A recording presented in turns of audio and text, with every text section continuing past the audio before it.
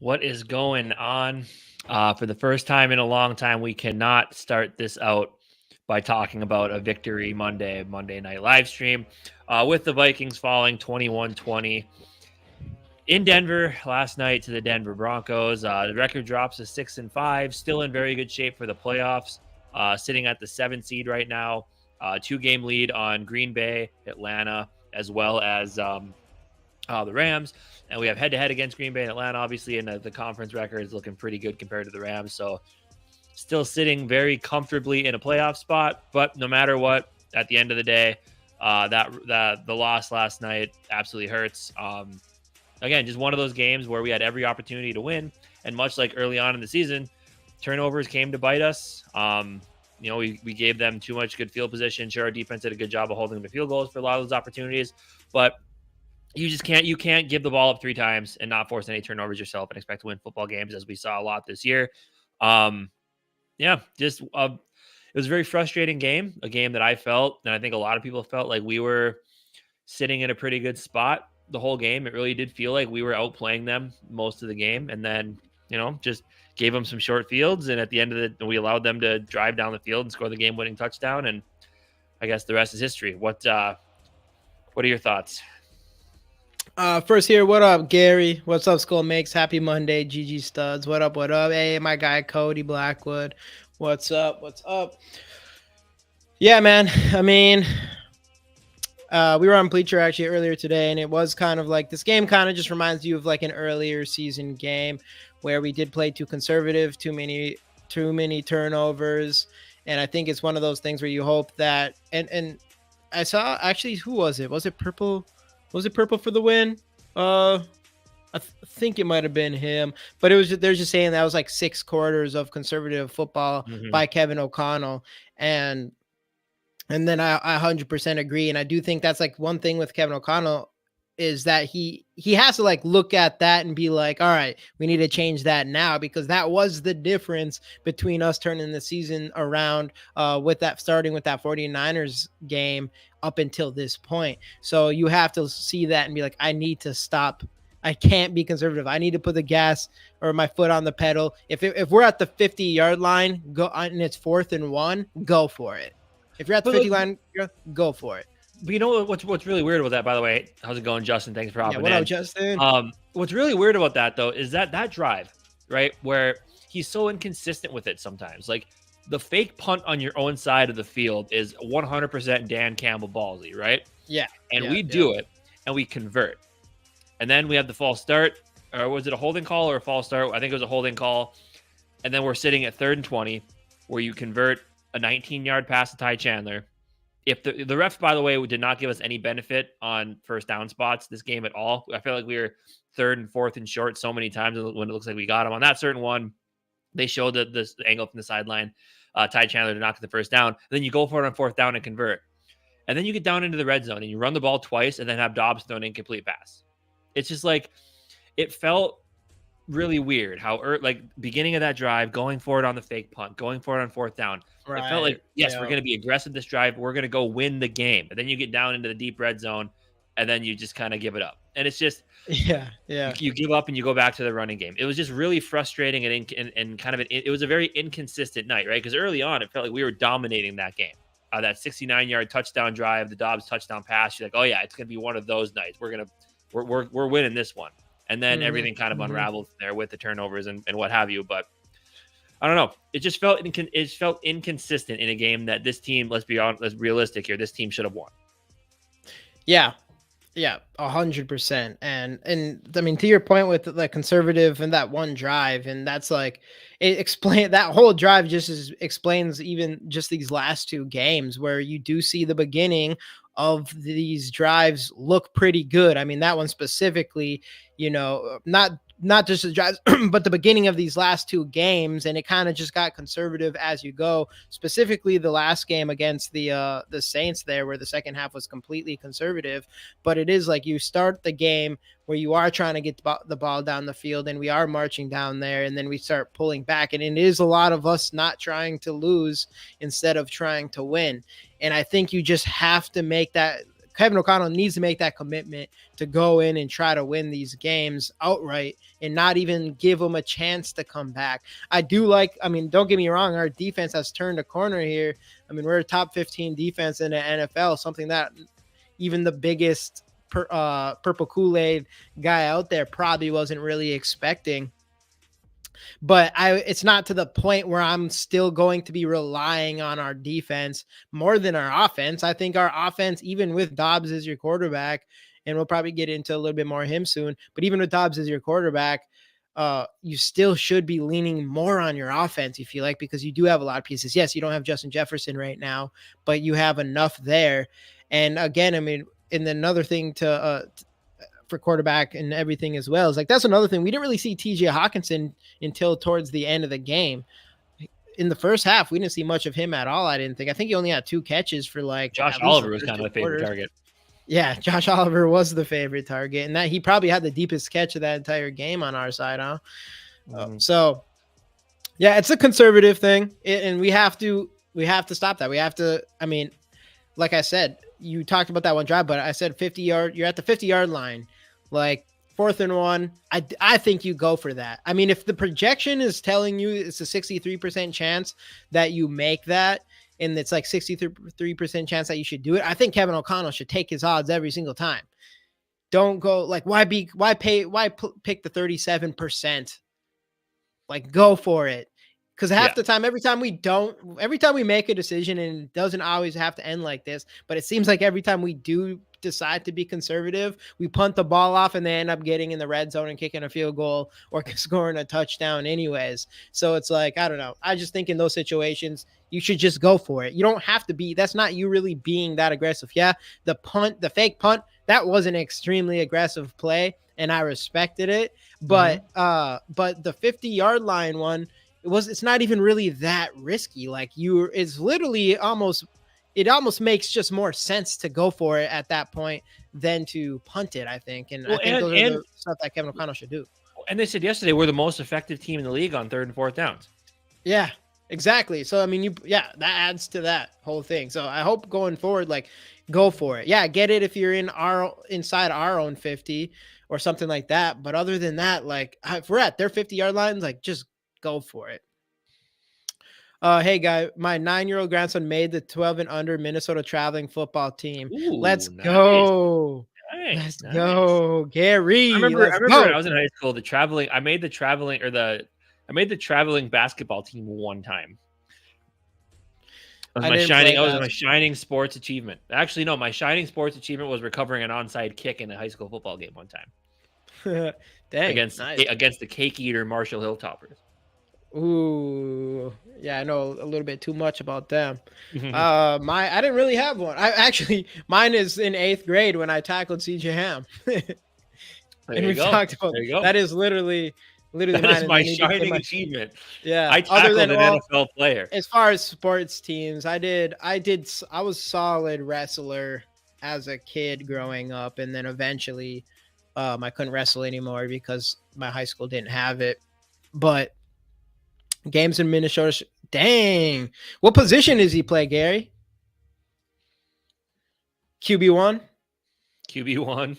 Papa Gary's so proud. Let's go, Gary. I know. I can't wait till I have a kid now because I will be, they say not, you not to force your kids into sports. Well, I call bullshit on that. What do you think to that, Gary? Should I force my kid into sports?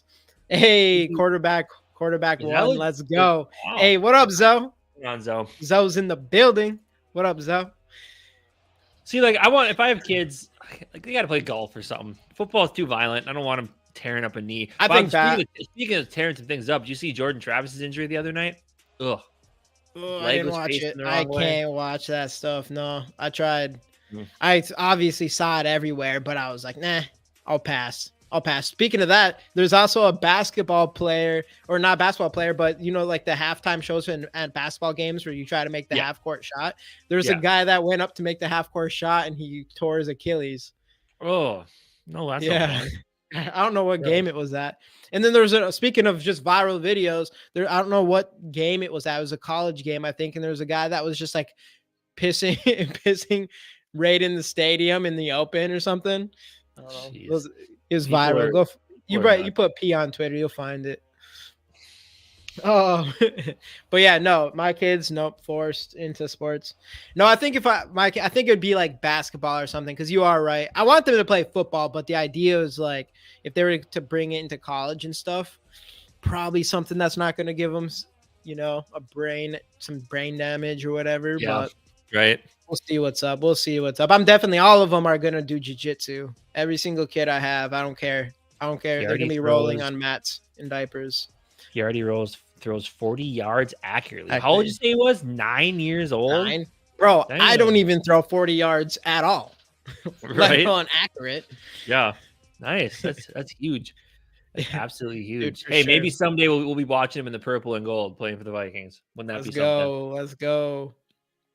Back to this Vikings game though. So I mean, we talked about Kevin O'Connell and stuff, and obviously needs to be just more aggressive again. He needs to come back to that. He's kind of going off of it a little bit, and I do think he needs to realize that. So hopefully we see that.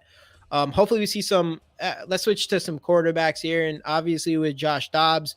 Me and you were talking about him a little bit before going into this podcast here, but kind of an up and down game from him. Obviously, really nice touchdown throw that he shed that tackle, and then also really nice rushing touchdown. Again, you do see that Josh Dobbs does bring a dynamic, And the throw to aspect to this offense. the throw to TJ as well. The off balance. Oh yeah, throw to that was TJ in the middle beautiful. of the field. That was Yeah, huge he's too. wide open. Yeah, 100%. So I mean, all of that, but there was like at least 2 passes that should have been intercepted, and that's something that we do have to worry. And it's just obvious that that Josh Dobbs, I mean, his accuracy isn't the best yet, or well, so far that we've seen, and he does seem to be prone to turnovers. Again, he's only been here for 3 weeks, but we did see at least 2 more bobbled snaps, which I Yeah. don't think is just his fault, but to some extent, I mean, it hits you in the hand regardless. I'm sure it takes a little bit more of that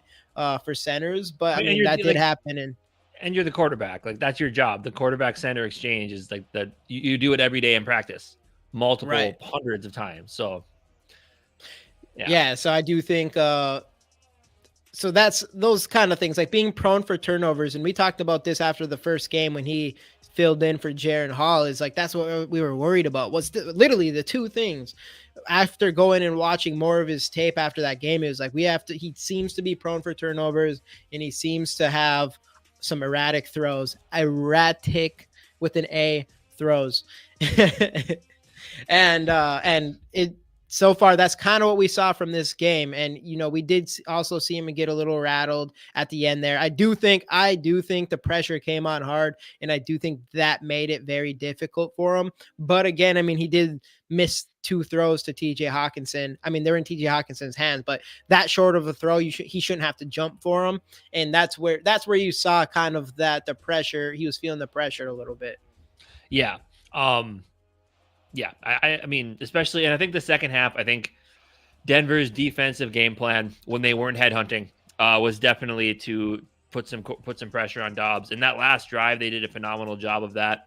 And as we saw, Dobbs, he had the panic throw on the intentional grounding, and then he didn't even give anybody a chance on that 4th down and 25. Which, I mean, again, it's a 4th down and 25, right? That's tough. But he didn't even give anybody a chance to make a play. So, I mean, yeah, very up and down day. But you saw the highs of Josh Dobbs, and then you also saw probably part of the reason why 7 teams saw Josh Dobbs as a backup.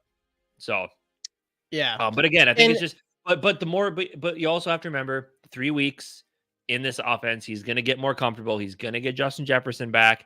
I think things are going to be fine. I don't think they're going to go panic mode yet.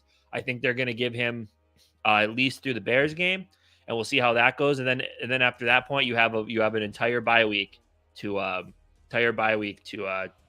make the determination on what direction you should go at quarterback.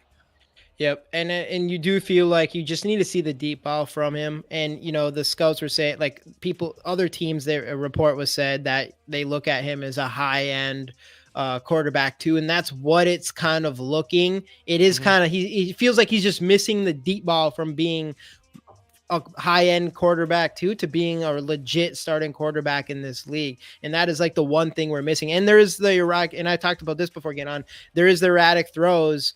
Yeah, you thought I was going to say it. You did actually say it. I didn't finish it. I said erratic and then I switched it to erratic. Anyways, there is some erratic throws. Where was I going with this now? It's if you're going to be throwing erratic throws, if you're going to be throwing bad throws that might get picked off, which we did see from him, luckily they didn't get picked off. I mean, we lost anyways. It's like, you better be able to throw deep. You have to throw the deep ball if that's the case, and we haven't got to see that too, because I would prefer you to throw it 50 yards down the field for it to get picked off than not try at all. And that's what we haven't seen from him. Like, if he's going to throw interceptions, do it deep. Do it deep. Hey, what up, Tycoon? KOC needs to give up play calling duties. I think it's a little too early at this point. I mean, because I do think we have seen growth in his play calling since JJ went down, actually. But at the same time, I do think that is a fair criticism, because I mean, the more that he has to focus on the offense, the less time he gets dealing with the whole game management aspect of things, which I feel like he has gotten better at to an extent. To a large extent, actually, but I think it's a little too early for him to pull the plug on play calling. But again, I definitely see where that thought process comes from, for sure. So I do think there is a fairly large portion of the fan base that agrees and thinks the same thing. Yeah. And everybody in here, we're giving away a Jordan Addison rookie card. I still have JJ's. I'll give one Jordan Addison and then probably give JJ's for a little bit again. But Jordan Addison rookie card, get those hashtag skulls in the comments for your chance to win this at the end of the show. Like the video if you haven't already, subscribe to the channel if you haven't already. That'd be fantastic. And then yes, we'll give away that at the end of the show. Got to be here to win. Six subscribers away from 1,000. 6 subscribers away. Remember, when we get 1,000, could be as early as next week. We'll be giving away a Daniil Hunter auto on our next live show. So it'll be interesting to see. What's going on, JD? What up, JD? Skull me up, man. Baby. Skull buddy. Skull. Get those hashtags, rookies, Jordan Addison skull. Yeah, let's go. News break. Madison has fumbled again.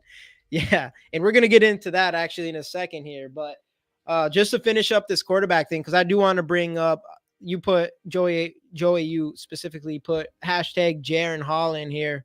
And that's another thing, is like, there is this thing with Dobbs where it is starting to look more like he's going to be a high-end quarterback too. And he could, and like you said, it's only been 3 weeks here. He's still going to be the quarterback, especially next week, and then going into the bye week. And if we'll see what we have in him next week. I mean, if we're just not seeing anything, any deep balls or anything like that, like, we just need to throw it deep, because I mean, that's where the pressure's coming from. That's where, the safeties are coming down and covering all our receivers short. And that's what we're trying to do, is just screwing everything up. So we need that part of the offense.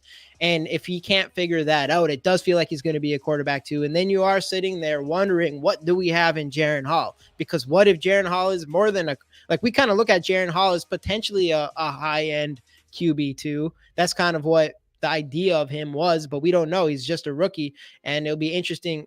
You kind of sit there wondering what's going to happen with Jaren Hall, or how good he is and stuff like that. So at one point, if you know that you just have a quarterback two in a high-end quarterback two in Josh Dobbs, you do wonder if you should put Jaren Hall in there a little bit at some point. Josh Dobbs comes in, JJ comes in, and Josh Dobbs starts balling even more so. I mean, you just got to keep rolling with him, I guess. But I do still want to see some Jaren Hall, because that one drive was not enough that we saw from him, but he showed a lot in it. So, JD, are you a Jaren Hall guy? I can't tell. Put Hall back. It'll be interesting to see what kind of move they make, and it almost does kind of feel like maybe they are buying their time just so they can see what Dobbs looks like with JJ out there. But also with Hall, obviously, yes, you'll get to see, like, if he plays, you get to see what he looks like in a real game scenario. But the coaching staff has to have a feeling one way or the other, whether they think he could be something or not as well. So I don't necessarily think, just because, like, let's say he doesn't get another shot playing throughout the rest of the season, I think they'll know to an extent if they actually have something legitimate with him or not. Yeah, and you can't really, like, Dobbs hasn't really done anything too terrible. It's going to be when other than like if some of those balls should have been picked off. This could be Right. a But deeper also, conversation but if also that does there's quarterbacks that have made their careers on that, to where like they right. throw a lot of Right. interceptable passes, but they just don't, and things happen, So like Yeah, yeah, it's yeah. not just because he throws interceptable passes. Like a lot of Matthew Stafford did that for years, and he's Right. been But the regarded as a difference, top quarterback for a long time. But again, right, the but those guys then make something happen and find ways to win football games. Where deep Dobbs, deep, yeah, like deep. right, Like that's the difference between those quarterbacks and Josh Dobbs is they're going to make plays deep. That's like the one thing that Josh Dobbs is missing. Like you're going to throw interceptions, it's part of football. But you need to be able to like that's like a big difference I think between a lot of second or backup quarterbacks compared to starters is what can they do with the deep ball a lot of the times. And that's the difference maker. Like Kirk Cousins, he's going to make those deep ball throws. Like that's something, regardless of him being mobile or not. Like that's something you do get out of Kirk Cousins, and that's right. the reason why Cousins has been a starter. Yeah, exactly. And the ones that can't do it are backups or game manager type quarterbacks. Exactly. Like, so I do think that's Alex an Smith, extremely Alex important Smith thing. never had the best arm, right? But he was a top end game manager type quarterback. But yeah, I was definitely Team Hall earlier on. The thing with Dobbs though, is he is an elite. He's elite, and I'll say elite mobile quarterback. Like what he does in the pocket and what he can do with his legs is 100% elite, and it shows on the stat sheet. I mean, I think he has the most 10-yard out of any quarterback. He has the most 10-yard rushes, I think, and he's number 2 with the most yards behind Lamar Jackson. So that is what you do get out of Dobbs, but you are missing, like, again, you're just missing that deep throw that we did see in one drive with Jaren Hall. I think that was his Madison throw, right? He had that Madison throw. I forgot what throw it was. Yep. But we've seen a little bit of that, and it's not, and who knows what Jaren Hall really does have because it's just one drive, but still, like, you need to be you want to at least try to go deep, and we just haven't seen that for Dobbs. And you don't know if that's like also a coaching thing. I don't really know, but it'd be nice to see that more. And it's not even a coaching thing. Is it a personal thing? Because it is right now our best deep threat's probably Jordan Addison, and dude's like 5'11" and 175 pounds, say 65 pounds on a good day. So he's not a prototypical deep threat. So we might not even have the player. So I do think you do want JJ back. But the thing with Dobbs is he does have elite traits in general, which I don't think Jaren Hall really does. But obviously some of the greatest players like Joe Montana and Tom Brady and those guys never had a single elite trait other than like, work ethic and all that shit. But Dobbs does present some elite traits. It's just, can he put it together? Because I mean, if you're going to be a quarterback, you need to make sure you can get the ball to your wide receivers, and you want to be able to make big plays with the ball. What up, the McAndrews? What up? What up?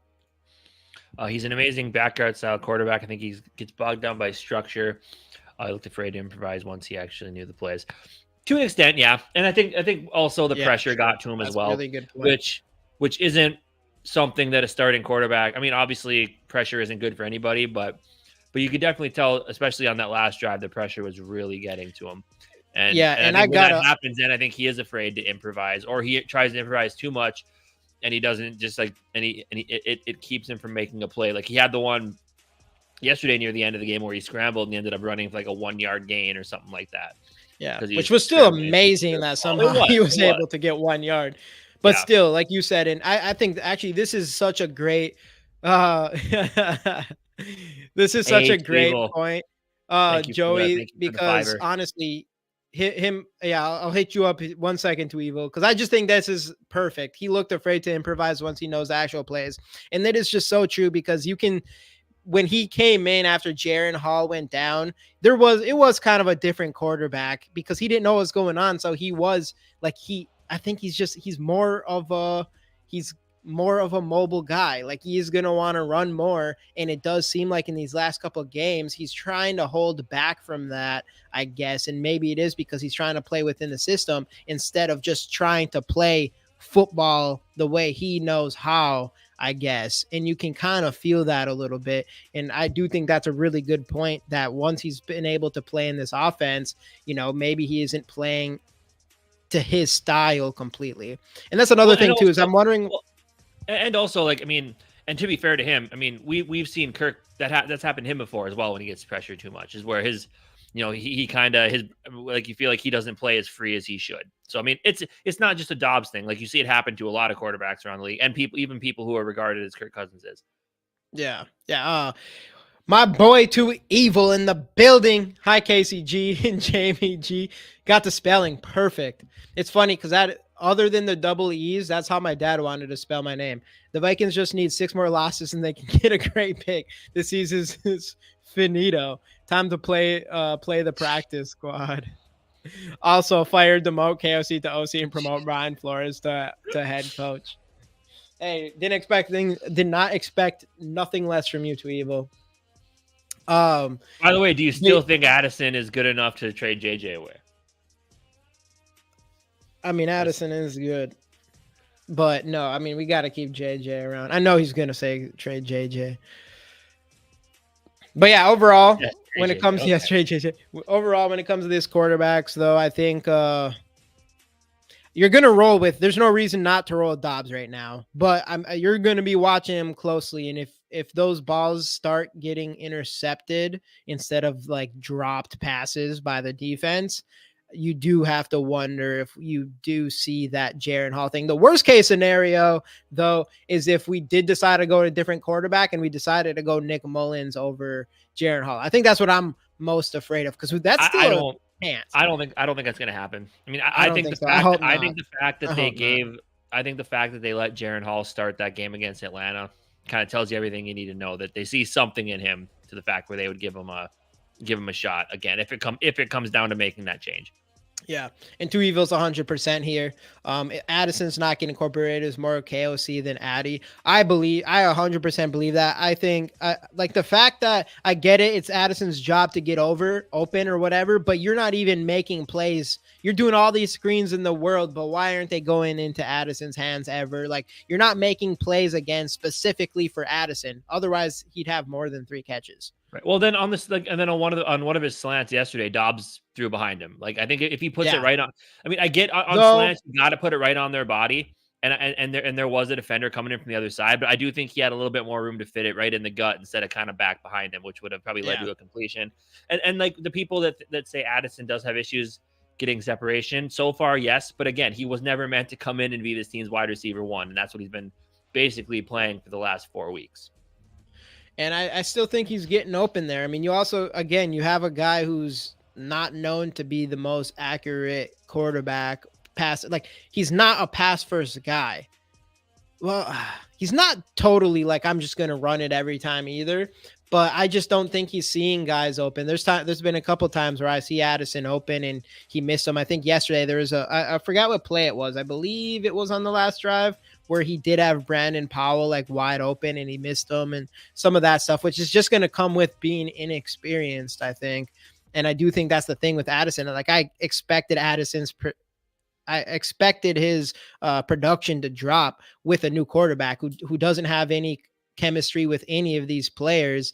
And it takes time to realize, like, hey, you need to get the ball into Addison's hands, or you need to give him a chance for the ball and things like that. So what happened to our O-line last night? I think even Dobbs kind of hinted at the end of the game that he said they could have done a better job changing up protections during the game. Obviously it wasn't their best showing last night. I mean, especially the run game was better. But like I said earlier, I do think in the second half, I think Denver's thing was, let's just try to get pressure on Dobbs as much as we can, keep him in the pocket and make him beat us with his arm. And unfortunately, in the second half, he couldn't do it. I think they game planned pretty well for him in that second half.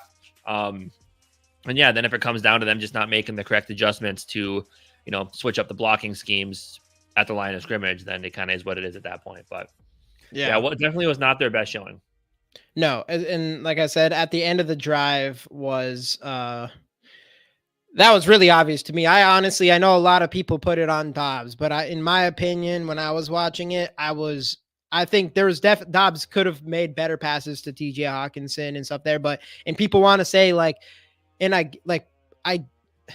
I would rather definitely have Kirk Cousins, even though we did see Josh Dobbs bring us back in the game against the Atlanta Falcons. I would definitely rather have Kirk Cousins at the end of the game, but people want to say that Kirk Cousins wins that game for us. And I'm not so sure, because I think there was I think like Dobbs wasn't just moving around because he wanted to. He was moving around in that pocket because the pressure came in his face almost immediately on like 3 of the, including the one where he got 1 yard. But then there was like 3 times where he ended up throwing the ball away and he's like 5 yards behind the pocket. And those are plays that I know Kirk Cousins is going to get sacked in.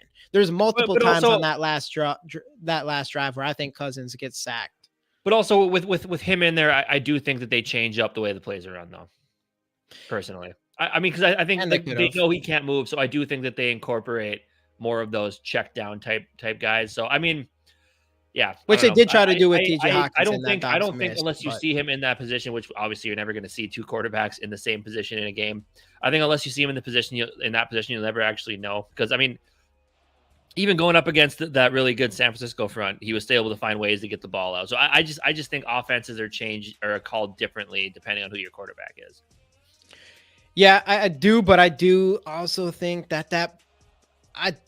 and I'm giving Broncos credit. Like they made the right decision by pressing so hard, and they were blowing up our offensive line. Like there was multiple times there where the blitz came immediately. Like he just, and yeah, maybe it is a thing where Kirk Cousins is able to, change things up to make the protection better, whatever, just like Josh Dobbs kind of said, put it on himself or whatever. But I did think a lot of that last drive had to do on the offensive line and him being pressured so hard more than just Josh Dobbs kind of not being able to win this game for us, because it was nonstop and it was obvious that's what they were doing. They're trying to beat the pressure. And at some point, maybe KOC should have changed up the plays a little bit because of that was happening. But I don't know. So, I mean, it wasn't, I don't know for sure if I think Kirk Cousins goes in there and with that blitz and he's able to escape that.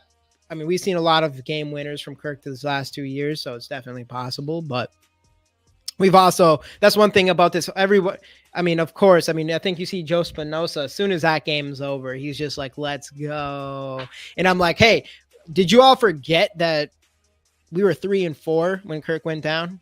I think people forget that. So it's not like, whatever side you're on with this Kirk Cousins thing, it's just like, don't act like Kirk Cousins was just he was killing it statistically, but not in the win column. And there was still the conservative thing in those games, though he did play very fantastic in those last 2 games against San Francisco and Green Bay.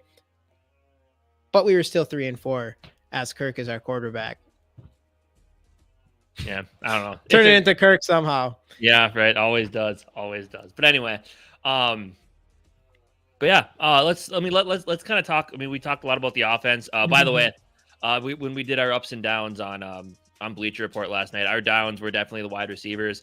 What's that? Only, I believe, 7 receptions from the wide receiver position yesterday. We mainly incorporated the tight ends into the offense. So overall, I mean, the running game was better. I guess before we switch to defense, we can talk about the Madison Chandler kind of combo there. Madison 18 carries, 81 yards, 4.5 average, which unfortunately for his standards this year, that's actually a pretty solid game. But he did have the fumble in the red zone. Then Ty Chandler, 10 carries, 73 yards, 7.3 per carry, including the big run on the fake punt. And like 4 catches for like 30 something yards, 40 yards, something like that. It's the Delvin Cook, Matt. I mean, it's that effect where Ty Chandler is a much more, I mean, let's be honest, from an all-around running back perspective, he's a more talented running back than Alexander Madison, right? Madison, I don't think we need to go into what Madison is. We all know he's the one-cut bully type running back who's been trying to do he should be anyways. Yeah. And he's just, I think we're seeing, at least from this year, he's not meant to carry a starter's workload just because he doesn't have that shiftiness. Yesterday, he had the one really nice outside run, but still that's kind of the edge was open for him there.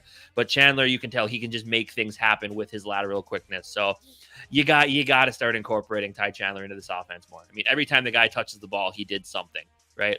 So, I mean, you have to find a way. Plus 4 catches, 37 yards as well. Yeah. Unfortunately, you feel like it's not going to happen. Like Yeah. I mean, we saw him more involved this game, but you feel like it should be where Chandler's running back one and Madison is like second fiddle. And it's hard to see that happen because that's one thing KOC has not done this year until it became extreme measures like Addison and KJ Osborne, with Addison going, or with JJ going down and Addison having no choice but to prove that he's the better wide receiver. Or even I mean, the whole thing with Cleveland and Reisner and that situation, like it takes him a while before he's willing to kind of make that decision. And I do think that's something he has to do as a coach. Like, I get it. Madison came in as your guy, but especially at the running back position, I mean, you got to go with whoever with the hot hand. And especially, right. I mean, we're missing the breakout plays from your running back. Madison cannot do that. He can get you a solid 20-yard gain and stuff like that, but he's not going to rip one open for 60 yards or something. And we are missing that. That's like the big thing without Delvin Cook, is we just don't have that coming from the backfield this year. And it would be huge if one of our running backs could take a simple run and bring it 60 yards for a touchdown. And Ty Chandler has the ability and the speed to make that happen. And, you know, I like, and then that's a reason by itself for him to touch the ball more. Yeah, and then that's going to make it easy for whoever you have playing make it easier for whoever you have playing quarterback, because then you keep the defenses guessing. Where right now it's like in certain situations they either they know we're going to run it, so they stack the box and stop it, or they know like these guys can't run the ball in this situation, so we'll just drop back in coverage and try to have them beat us with the passing game. So, I mean, in order to make life easier for whoever you decide to have a quarterback, I mean I mean, everyone knows about the NFL. You have to find a way to be complementary when it comes to the run and the pass game. And the running game isn't taken seriously enough to be able to do that. So yeah, exactly. Yeah. They don't have to worry about that. And then they also don't, but then that's the other thing too, is like, then right now they don't have to worry about Dobbs throwing deep either, which is a real thing. Teams don't have to worry that. So then they can actually even move players up and just destroy our running backs. And the fact that we didn't try to take advantage of that, because that's kind of what Collinsworth is saying. It's like, you can tell they're moving up now because they're not trying to take any deep shots. They got to try to mix one in here. Like, you have to try to stretch the field, even if it's incomplete. You have to at least show that you're willing to give it a shot. Well, and that's why they were so willing to pass rush so hard on that last drive, to blitz so hard. Every single play, blitz. I mean, I wasn't really paying enough attention to what they were doing on defense, but I can imagine they probably didn't have many people, sitting. Obviously, you're blitzing players, but you're probably not have a lot of people covering deep because you haven't seen a deep ball the entire game. And I mean, that helps you too, because again, it will stop the running backs as well, which was working. Like, if without a deep ball, it's like without a good running game, it's kind of hard to get the deep ball going. But without a deep ball, it's like hard to get a running game going as well. So yeah, that's the one thing, that's what I want to see more with Ty Chandler is I just want to give a running back who can actually break one deep more opportunities to make that happen, because that could be just a game changer for us and something we haven't seen at all this entire year, except from Ty Chandler. Was that a run? Yeah, but came back from a holding call, I guess. Yeah. But overall, the running back situation, I think Ty Chandler should be considered RB1, and I think you should have Madison coming in like second fiddle, and it would maybe short, even though you could argue Chandler's still been better than Madison in short gain as well, but I don't know. That's what Madison should be. And I mean, that's when that's where he was most effective the last couple of years of Delvin Cook.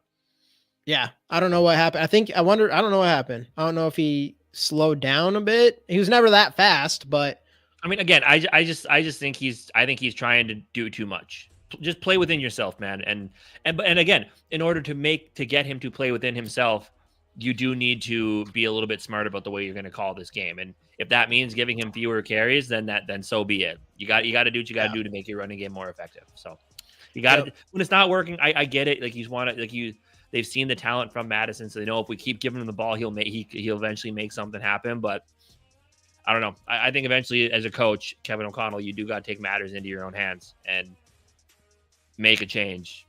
Cut his reps back a little bit. Do something, because we just need more explosiveness in the run game for sure. Yeah. And it will bring them. I think it brings a message to a team. I get it. You're a team friendly coach, but sometimes you got to go with the better player. And I think that's accountability. That's an accountability thing from a leadership standpoint if you play the better player, then, other players on this team are going to know they need to step up. And if they want to keep their job type of deal. And that's something we don't really see KOC do. And I do think that's something that he should do moving forward here. But Madison sucks in the short game as well. He hasn't done anything in goal line offense and hasn't even scored a rushing touch. Yeah, that's what I was going to say. Like a chance. And I think Madison, like if I was going to say who should be better short, it should be Madison. The problem is I think Madison just hits the holes too slow. I think they, like those short gain, I think they get the defenders eat up the space before he even gets there. So I think that's a problem. Another thing is he does try to dance a little bit too much. And I think Rapp said this too, is his vision just has not looked there this year. And I 100% agree. There's times where it looks like he's going straight to a hole and he tries to dance out of it. Like he's just trying to do too much. It's like when he's the guy where it's like, put your head down and get a couple yards. Yeah, for sure. But anyway, so that's a lot on offense there. There's some decisions that need to be made next couple weeks here. But I definitely do think that Dobbs ends up being the starter next week, and then maybe they kind of think about it over the bye week, depending on how Dobbs plays next week.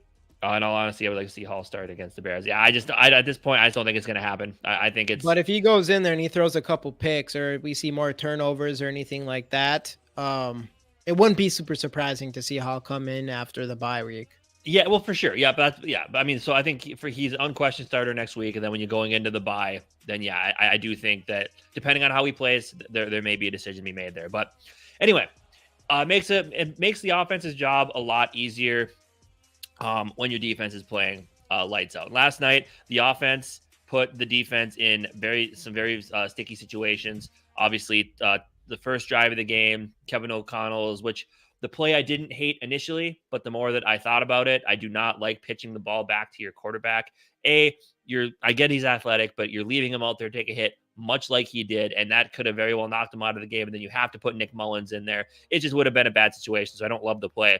But anyway, you turn the ball over, opening drive when you can go. The Broncos defer. You can take the drive down, put a 5, 6, 7 minute drive down there and score some points. Instead, you turn it over. They kick the field goal, which ended up being the difference in the game.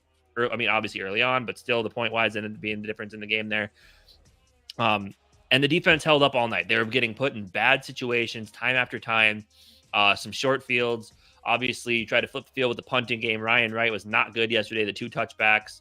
Just putting your defense in some rough situations there.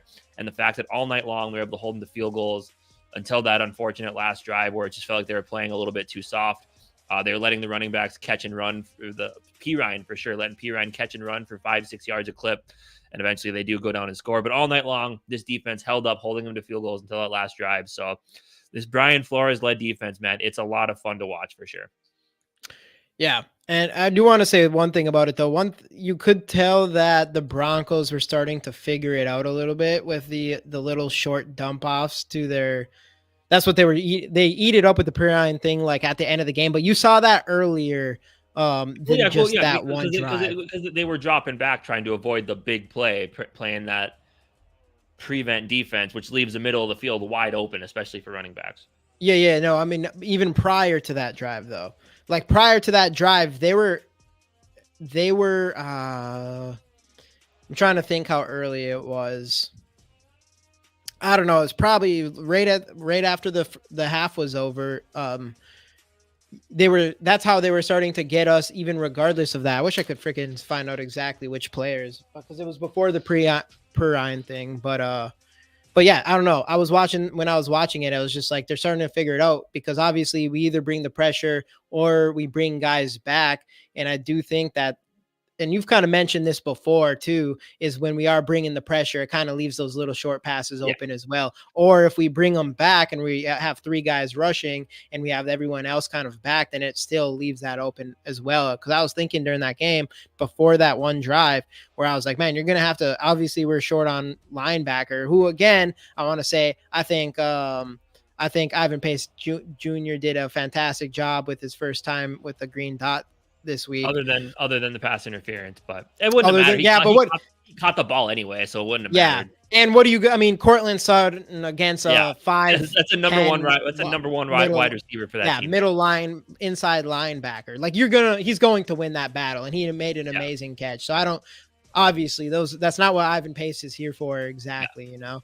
But yeah, still pretty good for him to come in and kind of control that defense, which mostly was great, holding that team down to, 5 field goals after having to deal with 3 turnovers by the offense. Mm-hmm. Absolutely. Otherwise, defensively, Mekhi Blackman, I know we talked about last week, kind of had a rough game, allowed a couple big plays. Obviously, he was the one closest to Cortland Sutton on that touchdown when he probably could have timed his, because I feel like he jumped too early and he was giving him too much space. He probably could have timed the jump better, maybe even jumped into him and forced him out of bounds to force the incompletion. But otherwise, DJ Wonnum, Danielle Hunter both come away with sacks. Danielle Hunter has 12 this year. Danielle Hunter's going to make a lot of money. Then Harrison Phillips, only 3 total tackles, but he had the 1 solo tackle, the 1 tackle for loss, which is just what Harrison Phillips has been doing this year. He's been coming up big when they needed him in the run game. Another great game by Harrison Phillips. Saw some Kairos Tonga get in there a little bit. And then, of course, you got Anthony Barr, 1 total or 1 tackle, out there helping out as much as he could. Hasn't played all year. Just got to this team this week. So, yeah, defensively, though, man, this team's a lot of fun to watch on defense. But Josh Metellus, he 5 tackles, 3 solo, 1 pass defense. Could have had the interception, which would have been absolutely huge. The fact that they went down and kicked the field goal after he dropped that, that would have been the game sealer right there. But overall, a very outstanding performance from the defense. Just at the end of the day, wasn't enough. Basically, and if you want to go back to KOC being conservative, you almost felt like he definitely left this game in the hands of the defense one too many times. Like the fact that they bailed you out on 5 field goals. Right. Like do them a favor. That's your mindset of now I need to go help my defense and put some points on the board. And we just didn't do that enough. Yeah. Who do you guys blame the most for a very winnable game? I do think you gotta blame O'Connell. I mean, it's at the end of the day, it all comes down to the head coach, right? And like the thing with Dobbs is you still need to put him in good situations, and we just didn't do that enough, unfortunately. And the thing with Dobbs too is he still was the reason. I mean, people definitely have calmed down on him, but he is the reason why we even scored 2 touchdowns, anyways.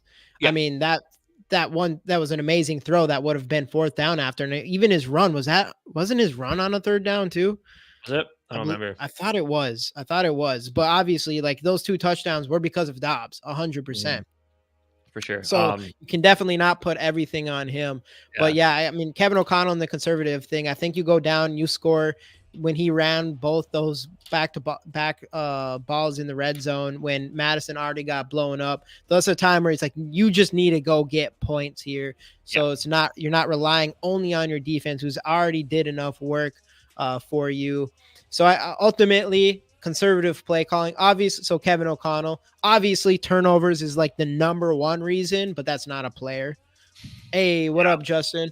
Actually, speaking of this, so we're going to be giving this away soon. Jordan Addison rookie card.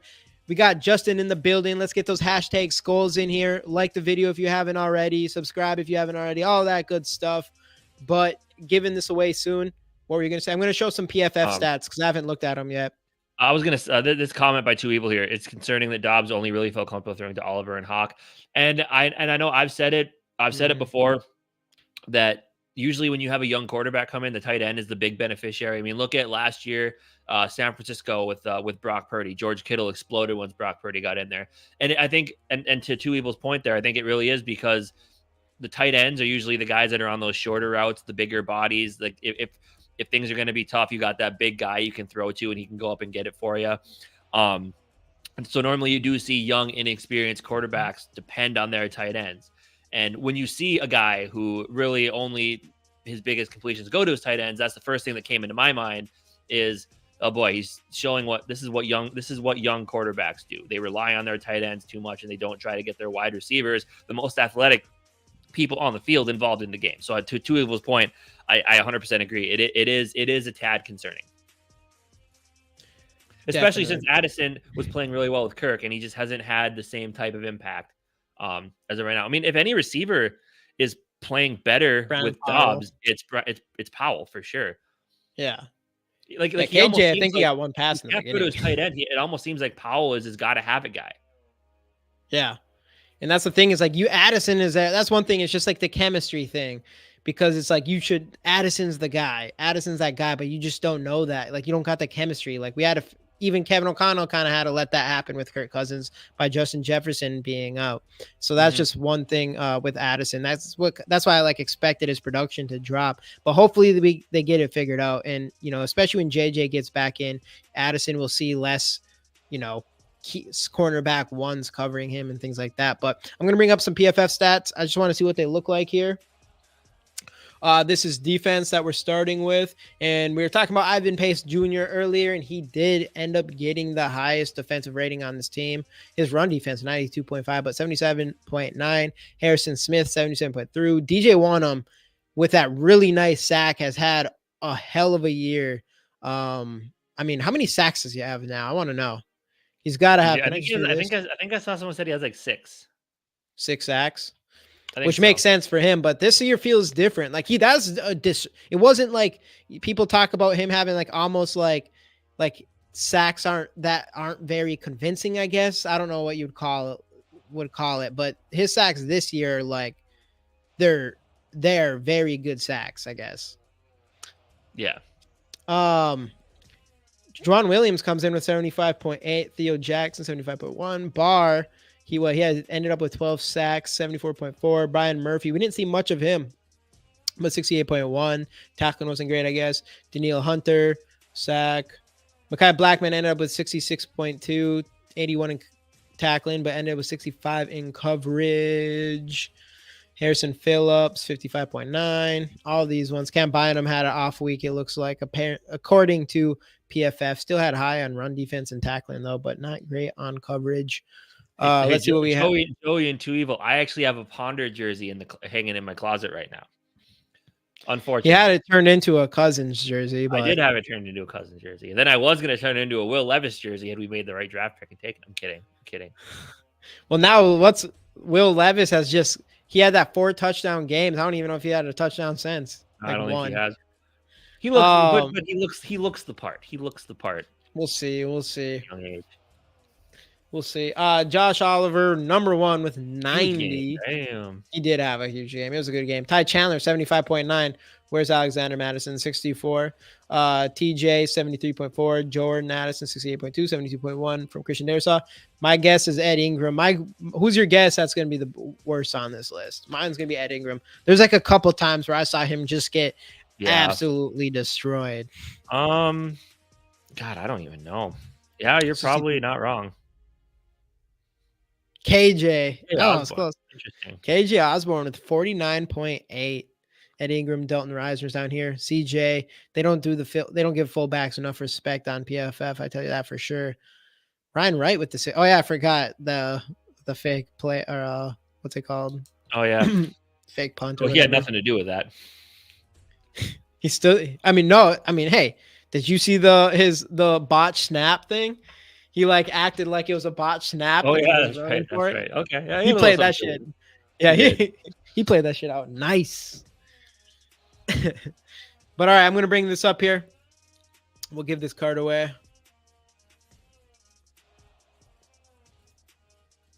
Boom. 3, 2, 1. Let's go. Who we got today? I know we had JJ won it last week, last Wednesday, and today it is Justin.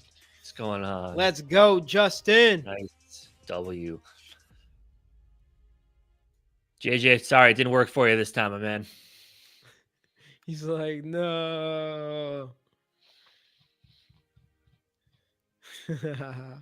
Nope, this one's going to Justin. I think, Justin, we have you on Let's go. Justin, do you hit us up on, I forget, do you hit us up on Facebook or Instagram? Joey's the one that hits you up, Casey, right? I don't remember. We'll figure it out. We'll figure it out. Justin, just hit us up on the social media that you message us on. We probably should have been a little bit made like one place for everybody to reach out to us, but now we reach out to everybody on all the other trade to evil. I ain't trading. I think it costs a lot to get trade evil to get to evil. Thanks, Justin. Appreciate you, brother. Awesome. But anything else before we hop off here? I mean, obviously disappointing, but 6-5, still in a really good spot in the playoff race. 2-game lead over the 3 teams behind us, 2 head-to-heads, and then a better conference record than the Rams. So things are definitely still looking good for this team. But you got to go to Chicago and win, and go into the bye week, riding the, restart the winning streak, get back to 1-0. Yep. Going to the bye week, and then you got a stretch of games that are all still winnable. Raiders, with Joe Burrow-less Bengals, and then 2 games against the Lions, 1 against the Pack, and that concludes the regular season. So everything's still up in front of you. You still have a great shot to make a run at the playoffs. The division is probably a bit of a stretch at this point, but but take care of business first with the Bears, and then reevaluate over the bye week, and we should be good. Yep, and we're back to put your foot on the gas and don't take it off.